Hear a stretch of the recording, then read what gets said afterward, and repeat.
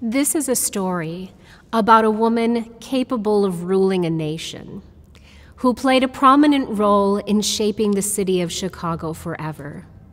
The effects of her work still send ripples of good throughout the city and its surrounding areas. This is the story of Mother Agatha O'Brien, the first superior of the Sisters of Mercy in Chicago, a courageous woman of mercy.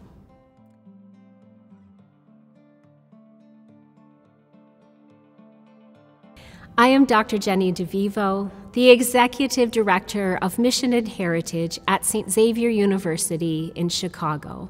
It is my honor to tell the story of our first president of St. Xavier, under whose leadership many more schools and orphanages and Chicago's first hospital was founded, Mother Agatha. Mother Agatha's birth name was Margaret O'Brien. Born on September 22, 1822, across the river from Carlow in Ireland, one of 17 children of a barrel maker. As her older sister Ellen had done a few years before, she entered the Sisters of Mercy at the age of 20.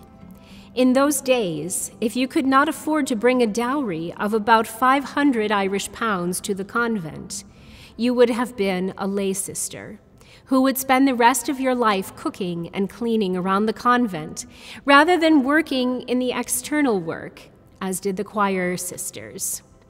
Lay sisters were considered lesser in the community, even eating separately from the choir sisters.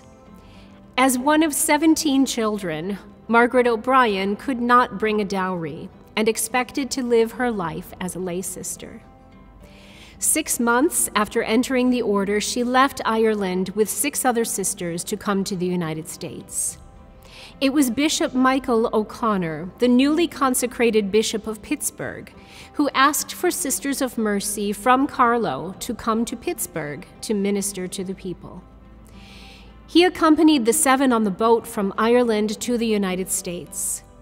In the course of the journey, he got to know Margaret O'Brien well. He recognized that she was too intelligent and gifted to be a lay sister and said that she should be received as a choir sister instead.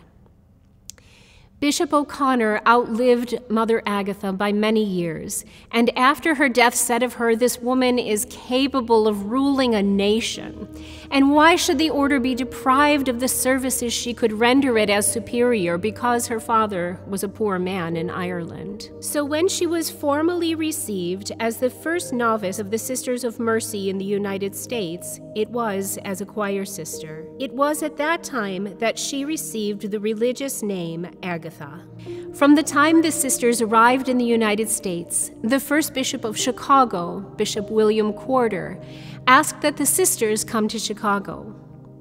While this never happens this quickly anymore, Sister Agatha took her final vows on May 5, 1846 in Pittsburgh, and then went to Chicago in September of 1846 to become Mother Agatha, the first superior of the Sisters of Mercy in Chicago.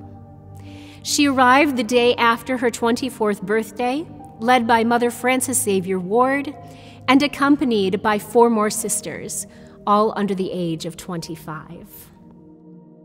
The sisters established St. Frances Xavier Academy only 19 days after arriving in Chicago. As was customary, Mother Frances Xavier Ward remained with the sisters in Chicago for a couple of months to help them get set up, and then went back to Pittsburgh, and Mother Agatha was left in charge. Less than 2 years after the sisters arrived in Chicago, Bishop Quarter died.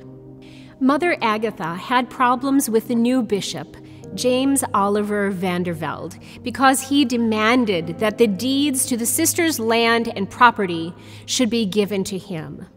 He didn't think that women's religious communities had the right to own property. Mother Agatha said no, and when he persisted, she threatened to withdraw the Sisters of Mercy from Chicago if their property rights were not honored. On April 23, 1849, Mother Agatha began the long journey to Pittsburgh to plead for assurance that the convent's property rights would be safeguarded.